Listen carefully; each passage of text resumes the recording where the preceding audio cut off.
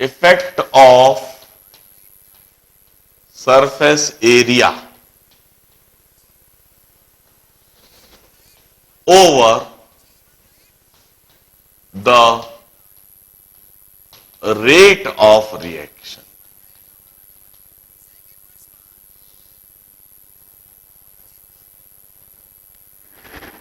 देखिए, surface area बढ़ा देने से भी रेट ऑफ रिएक्शन कई बार बढ़ जाती है. For example,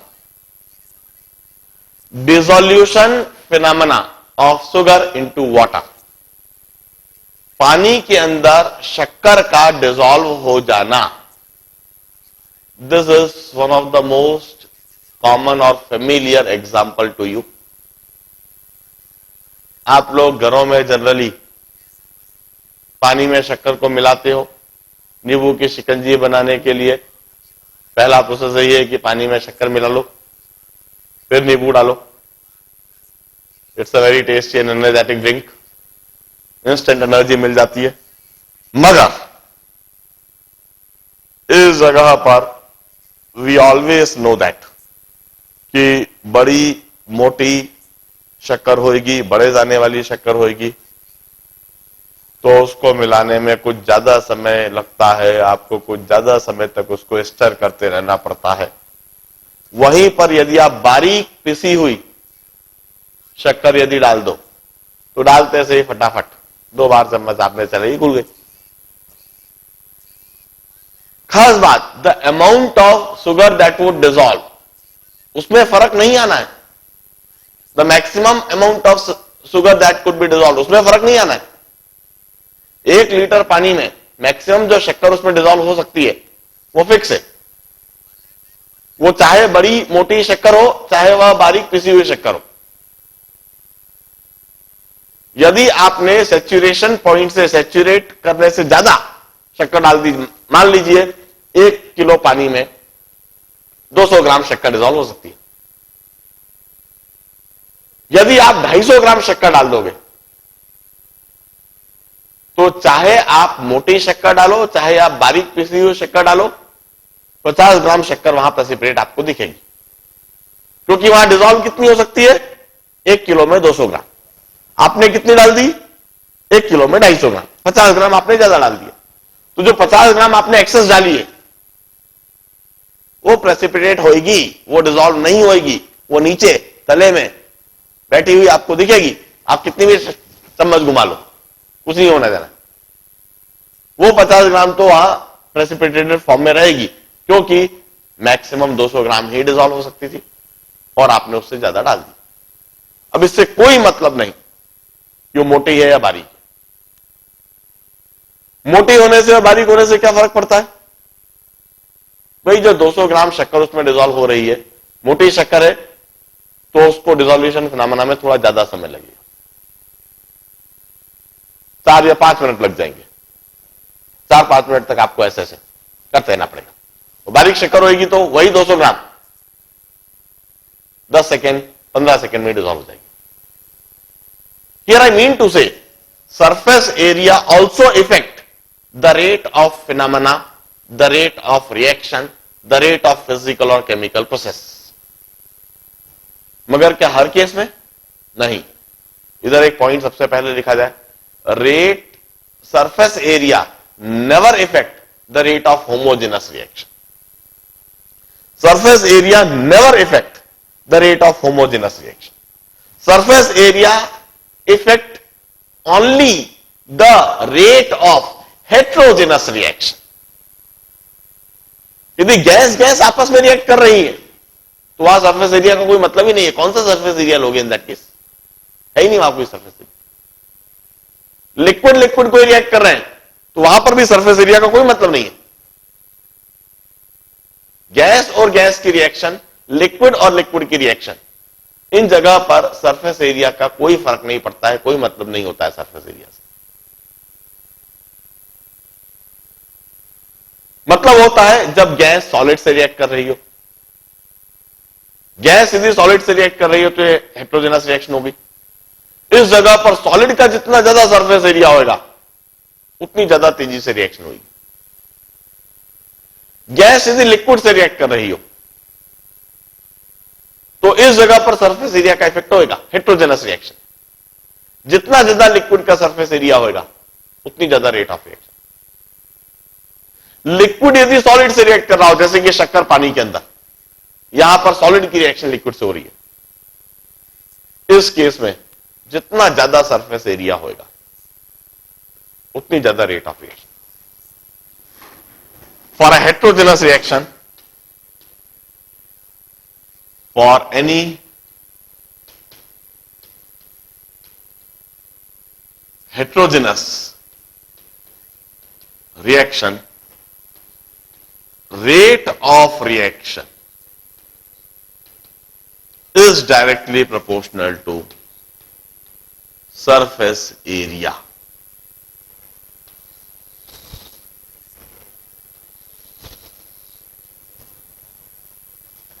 One can very easily explain this.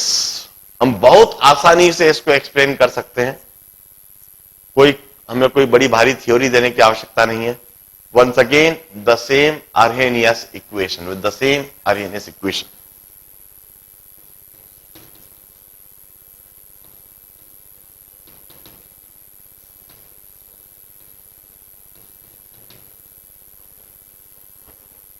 Arrhenius equation से K is equal to A into e to the power minus EA by RT.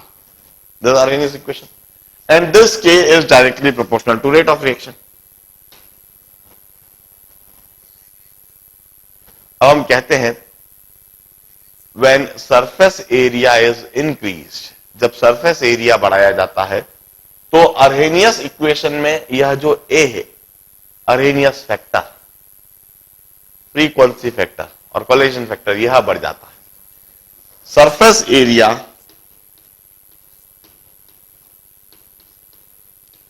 is directly proportional to this A.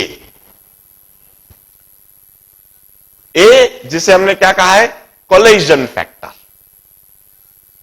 या फिर frequency factor. Collision factor इसलिए कहा है because it's proportional to number of collision per unit volume per unit time. That is of collision frequency also, that's why we call it frequency factor as well. ये जो surface area है, it's directly proportional to this A, Arrhenius constant. It's directly proportional to frequency factor or collision factor. And this A is directly proportional to rate law constant K. ये जो A है, it's directly proportional to rate law constant K. And this K is directly proportional to rate.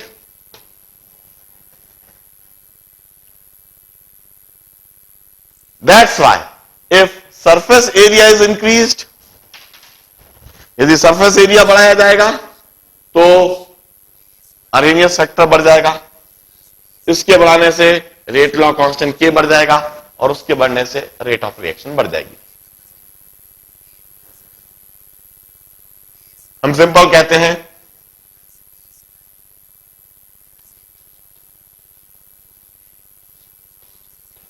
Area A1 upon area A2 is equal to A1 upon A2 is equal to K1 upon K2 is equal to R1 upon R2.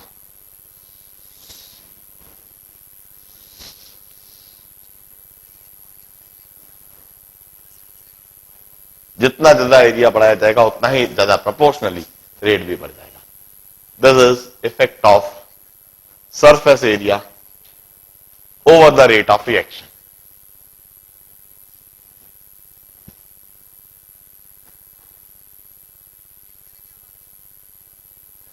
एक छोटा सा article और बताता हूं।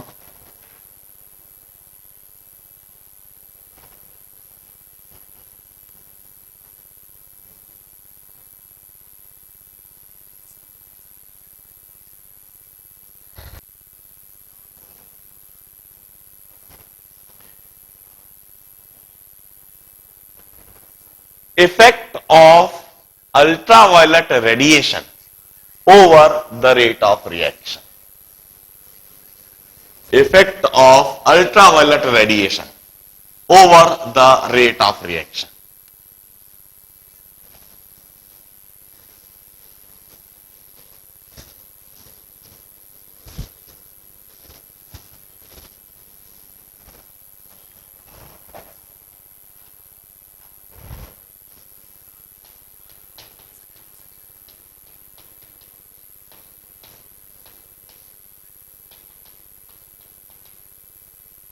effect of ultraviolet radiation over the rate of reaction. Once again, not all the reactions are affected by ultraviolet radiation. सभी reaction ultraviolet radiation से effect नहीं होती है. Only few reaction, we call them photosensitive reaction और photochemical reaction. Only few reaction which are photosensitive और photochemical reactions are affected by ultraviolet radiation. For example, halogenation of alkane. Halogenation of alkane, methane और chlorine को dark में रखो, कुछ नहीं होएगा.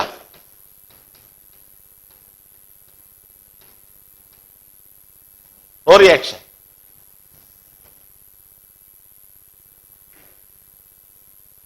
Methane और क्लोरीन को डार्क में रखो, no reaction.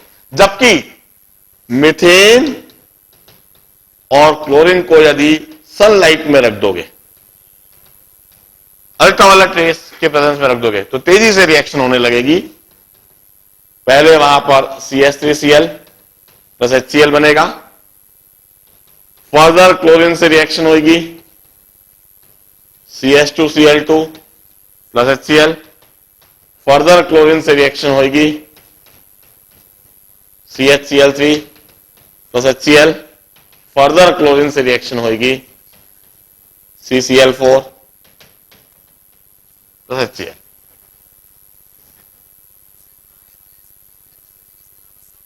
Such reaction we call them photochemical reaction or photosensitive reaction. Dark में रिएक्शन नहीं हो रही है, लाइट के प्रेजेंस में रिएक्शन होती है. ये रिएक्शन देख रहे हैं तो इसी समय में एक बात और बताता हूं. जनरली ऐसा आप सभी ने सुन रखा होगा, देख रखा होगा, स्विमिंग पूल में हम कहते हैं कि कभी भी धूप में या दिन में नहाना नहीं चाहिए. स्विमिंग पूल में यदि आप स्विमिंग करने जा रहे हो, you should always prefer either early morning time और द इवनिंग टाइम. वो वह समय नहीं होना चाहिए जब काफी अधिक धूप होती है. और आपको समझ में आएगी वजह. भाई, स्विमिंग पूल में पानी को साफ बनाए रखने के लिए क्लोरीन गैस मिलाई जाती है. क्लोरीनेटेड वाटर होता है, वह ब्लीचिंग पाउडर मिलाया जाता है. क्लोरीन से उसके अंदर जो माइक्रोब्स, बैक्टीरिया और वायरस जो होते हैं वो मर जाते हैं. जो फिनोमेना होता है कुछ इस तरह से, ब्लीचिंग पाउडर CaOCl2, इसको आपने स्विमिंग पूल के पानी में मिला दिया. स्विमिंग पूल के पानी में मिलकर यह CaOH होल ट्वाइस और Cl2 बना देता है. यह क्लोरीन गैस, इसकी पानी के अंदर सॉल्युबिलिटी बहुत ज्यादा है, यह स्विमिंग पूल के पानी के अंदर डिसॉल्व हो जाती है. अब यह chlorine it's a strong oxidizing agent. ये एक ऑक्सीडाइजिंग एजेंट है. यह क्लोरीन स्वयं रिड्यूस होती है क्लोराइड आयन में. तो वहां पर जितने भी माइक्रोब्स और बैक्टीरिया हैं वो क्लोरीन के द्वारा ऑक्सीडाइज हो जाते हैं और मर जाते हैं. माइक्रोब्स, बैक्टीरिया ऑक्सीडाइजिंग एजेंट के प्रेजेंस में सर्वाइव नहीं कर सकते, मर जाते हैं, ऑक्सीडाइज हो जाते हैं. इस तरह से स्विमिंग पूल में क्लोरीन मिला हुआ रहता है. और इस क्लोरीन के बारे में आप एक और बात जानते हो कि यह क्लोरीन अल्ट्रावायलेट रेडिएशन के प्रेजेंस में क्लोरीन फ्री रेडिकल में टूट जाता है. सनलाइट के प्रेजेंस में क्लोरीन फ्री रेडिकल में टूट जाता है. और ये जो क्लोरीन फ्री रेडिकल है ये बहुत ज्यादा रिएक्टिव है, इसकी रिएक्टिविटी काफी अधिक है. अब आप समस्या को समझो. यदि आप दोपहर में स्विमिंग पूल में नहा रहे हो दोपहर में स्विमिंग पूल से नहा के बाहर निकले, आपकी बॉडी के ऊपर स्विमिंग पूल का जो पानी है वह पानी आपकी बॉडी पर चिपका हुआ है, उस पानी के साथ में क्लोरीन के मॉलिक्यूल्स भी आपकी बॉडी के ऊपर है। सन रेस की प्रेजेंस में, सन रेस के टकराने से वह क्लोरीन के मॉलिक्यूल्स टूट जाते हैं, क्लोरीन फ्री रेडिकल में कन्वर्ट हो जाते हैं और वह आपके स्किन के टिश्यू से रिएक्ट करने लगते हैं। जब वह आपके स्किन के टिश्यू से रिएक्ट करते हैं तो पहला इफेक्ट तो यह होता है कि आप काले पड़ जाओगे, आप सांवले हो जाओगे, आपका गोरा रंग जो है वो काला हो जाएगा। सबसे पहला इफेक्ट तो ये हो जाता है और आपकी स्किन पर फिर दूसरे नेगेटिव इफेक्ट होने लगते हैं। That is always in the presence of sunlight. That's why it's always recommended कि आप जब स्विमिंग पूल में तैरने जाएं, स्विमिंग पूल में आप वाटर गेम्स एंजॉय करने जाएं, then always prefer either early morning, सुबह 5, 6, 7, 8 बजे नहाओ धो निकल के आ जाओ। 10 बजे के बाद स्विमिंग पूल के अंदर ज्यादा मत रहो और इसी तरह से शाम को 4-5 बजे के बाद, 10 बजे से लेकर शाम के 4 बजे क्लोरीनेटेड वाटर में बहुत ज्यादा रहना आपकी स्किन के लिए, आपकी हेल्थ के लिए नुकसानदायक होता है। अब ये तो मैंने एक फिनोमेना, एक बात बताई जहां पर हमने देखा कि reaction, rate of reaction gets affected by sun rays, by ultraviolet radiation. इसी तरह से वेल नोन रिएक्शन फोटोसिंथेसिस, हम अच्छी तरह से जानते हैं plant prepare their food by way of photosynthesis and that is always done in presence of sunlight. रात के अंधेरे में फोटोसिंथेसिस नहीं होता है, प्लांट्स अपना खाना पीना बना नहीं पाते हैं। प्लांट्स जितना भी अपना खाना पीना बनाते हैं फोटोसिंथेसिस और दिन के उजाले में बनाते हैं। Once again, how do ultraviolet radiation affect the rate of reaction? It's a very simple concept.